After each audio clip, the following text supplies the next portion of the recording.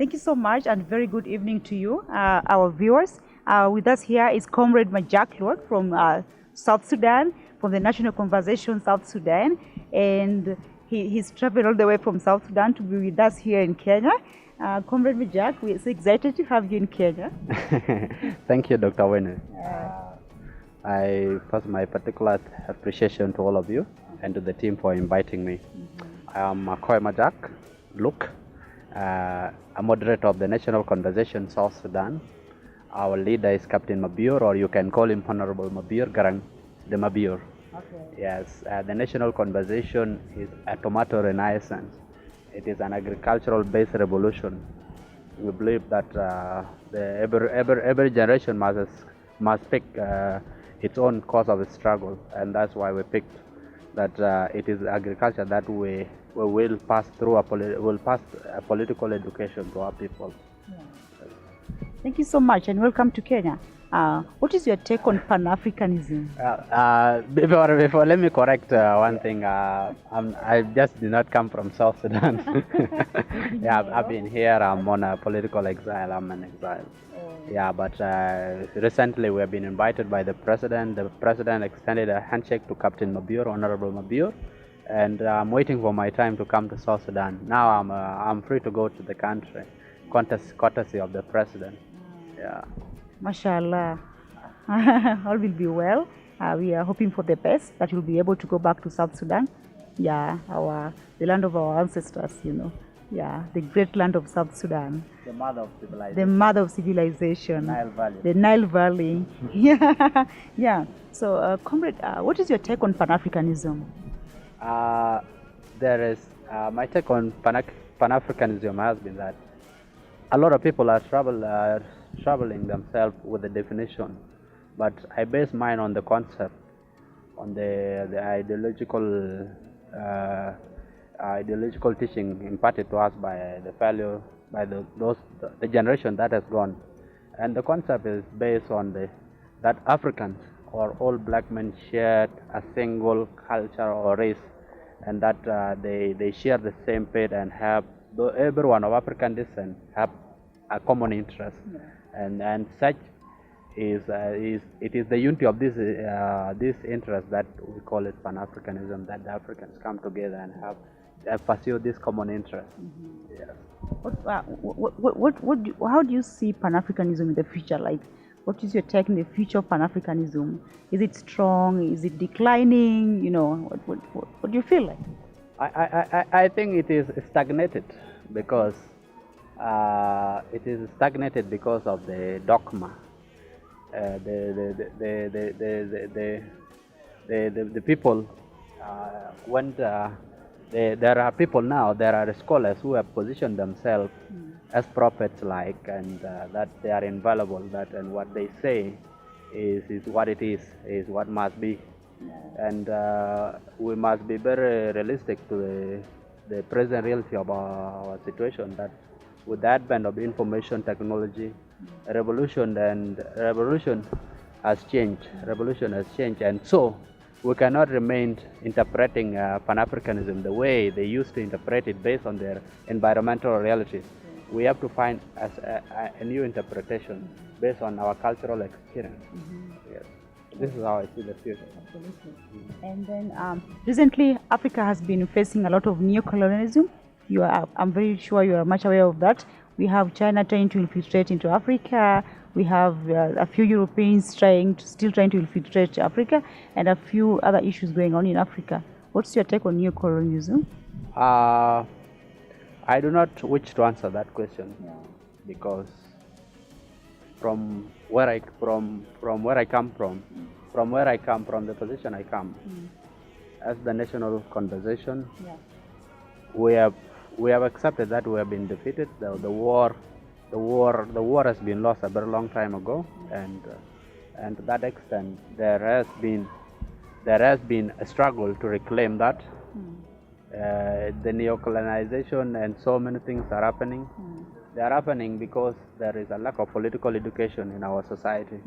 First, we have decided to go to the grassroots and tell the people through the tomato renaissance that the political education has to come from the grassroots going up, because most of the things are elite place. So we want to come out from there. We have, as a particular individuals, we have come out and say, this, let us plant tomatoes. This war we shall reach it, and if we have imparted the right education on the masses. Yeah. Yes. Okay. And with over 1.3 billion population in Africa, we still don't have a seat at the UN Security Council, a permanent seat at the UN Security Council. What's your take? I believe this question is just tricky, and it's just similar to the one you've just asked, and my response will remain the same, because I will not give I will not judge, I will not make an assumption on that, but I will believe that with self-empowerment of the African people, it should not worry us that we are not at the Security Council. It should worry us that we could even make our own Security Council, that we should have the ability that let them be worried that if we leave these people out, they will pose a danger. Yeah, that should be the thinking that we should have. Yeah. Okay, thank you so much. How far is the National Conversation South Sudan? How far are you in empowering people, in disseminating information in South Sudan? What's your coverage so far? How can you rate yourself on a scale of 1 to 10? Yeah, I will take you back to each generation must choose their means of struggle, and our means of struggle is the political education through tomato renaissance. Our audience are the young people. I'm sorry, it's discriminative. It's a bit discriminative, but we want to prepare these young people, because they will be the elders of the later generation. Because what has happened in our society is that the young people, the old generation, there are people we classify into traditional elites. These are people who have become junior partners of the oppressors. Because in our society, we have gone through stages of oppression, and there were these partners who were partners to the oppressors, and once we defeated them, the oppressors, there are these people who inherited. So there was some kind of inheritance going on. So we decided to focus on the young people by imparting to them a political education. We have a membership that is across all political divide, and all non-governmental organizations. What we do is we impart the information through podcasts and through releases, whereby the political education, we have several releases, and we have so many platforms in which we engage with the young people. And consequently, it's no longer the young people. The traditional elites themselves are finding themselves attracted to it, based on the interest they find that now that well, there has been the things are not going well. Okay, let us embrace the new ideas. Let us embrace the education that we are getting. And so far, the young people are really responding to it. There is a major response, and we are excited to continue forward. And this gives us so much motivation. Okay, South Sudan is now headed towards elections very soon, and we're having a lot of hullabaloo about the election and everything. As National Conversation South Sudan, how are you trying to ensure that there is unity in the country, and that the two parties are at par, are together, and that the people of the South Sudan are united? How are you doing that as National Conversation South Sudan? Thank you, Dr. Winnie. This is very fundamental in our society. It's a fundamental conversation that is going on right now, and as National Conversation, we pick this trending conversation and have a discussion. We have a discussive issues around such fundamental dialogue. And currently, we know that the agreement, known as the revitalized agreement on the resolution of conflict in the country, is coming to an end. And this then will require that the peace partners will have to renew the mandate, and this has to be renewed using popular initiative, popular constituent power.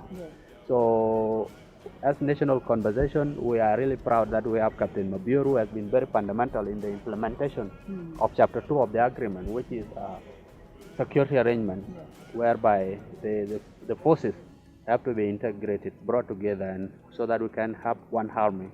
And in that, we will have our population having returned, and there is security. Yeah. Apparently, my Captain Obior says that security arrangement was understood as security of the vice president, security of the leaders.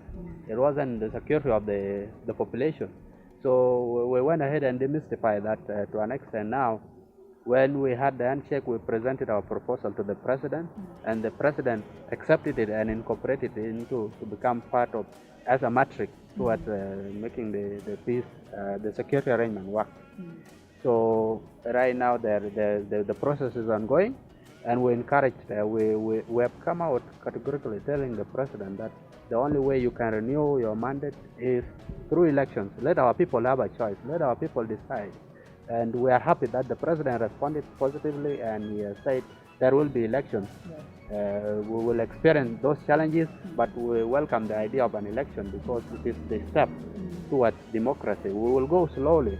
We are picking pace, but it has to start somewhere. We might not have all the possibilities, all the good things in place. But we are very positive about elections. Comes 2023. Like I always say, mashallah. Yeah. So the Pan-African Congress Kenya is hosting the National Conversation South Sudan to their 24th event. That is next week Friday, this February, where we have the Speaker of the National Assembly, Honorable JB, as the chief guest, and you people are highly welcome, and we are so proud of you and the good work you are doing in South Sudan, and that's why we thought that it's very important for you to come for the event and give a few communication on what you're doing in South Sudan and everything. How prepared are you for the event? I received the news through my leader, Captain Mabior, and when he told us the news, when he broke the news to us, we were very excited because as young people we are looking forward to sharing, interacting with other young people, Kenyans, African, as we remember, as we will recall from the spirit of Pan-Africanism, we are all one. And especially this is East Africa. We are the Nile Valley, the mother of civilization, and we share so many common governance structure, cultural, sociological, all these things. You'll find that we have so much interest together. And the peace in South Sudan and the peace in Kenya is the same. Where when South Sudan is in trouble, Kenyan will still feel it, and through our leader, we will share our views with the Pan-African youth, and we can't wait. We are very excited. We want to go and interact with the youth, you guys. We are happy.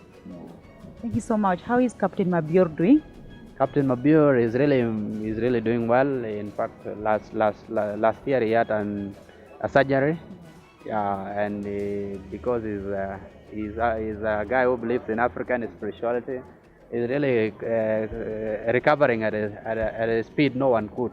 So we are really happy. He's doing his yoga, he's doing his meditation, and these are things that excite us, seeing our leader recover. So we are happy, and he's doing very well. You will see him on the 24th, and he will tell us whether he looks like a sick person or not. Yes. Thank you so much. What is the one positive trait that you can say about Captain Mabior? You know, when we sit together with Captain Mabior, there is one rule: we don't flatter. We recognize his authority, but when we are discussing issues, we confront each other based on ideas. So, Captain is a down-to-earth person, ready to mingle and interact with people. He appreciates. He believes in facts. He's a guy who really, I think I cannot really describe him because it would still amount to flattery. So, but he's really a great guy, great leader. Okay. Thank you so much. We are looking forward to meeting your team on the 24th of February. And as we conclude this interview, what are your parting shots? Our parting shot would be like we are willing to go. We are coming there to the conference to come and advance the conversation of elections. That as we enter the electioneering periods in Kenya and South Sudan, that there will be this conversation that is anchored on democracy, anchored on dialogue and peace. So I welcome other South Sudanese to join us, and I welcome all Kenyans to come and join. If that is if there is a space. Okay. Yes. Yeah. Mm. Thank you so much, comrade. We are glad to have you today, and we wish you all the best in your elections in South Sudan, and even for peace to be, to prevail in South Sudan, and for you to be able to go back home, and enjoy the fruits of our motherland. Yeah, asante sana kwa kuja. Najua unaelewa Kiswahili sana. Nashukuru sana. Asante sana. And one more request, I wish you guys could have a movement with Captain Mubir so that you taste the thoughts of the leader I'm talking about. Yeah. This is a guy, an extraordinary person. So we'll look forward so that you interact with him, hear who he is, hear a leader. Yeah, we've met him before, and we are having activities and partnerships very soon with National Conversation South Sudan, and we are looking forward to working together as a team. And we are very happy that we are having you on board in Kenya, and we look forward for even better, working agreements. Yeah. We are very open. We are very open to like-minded people. Like someone said last night, we are open. Was it Senior Colonsum? Yeah. Our doors are open, and we will continue to partner with everyone that is contributing to the society. Okay. Yes. Thank you so much.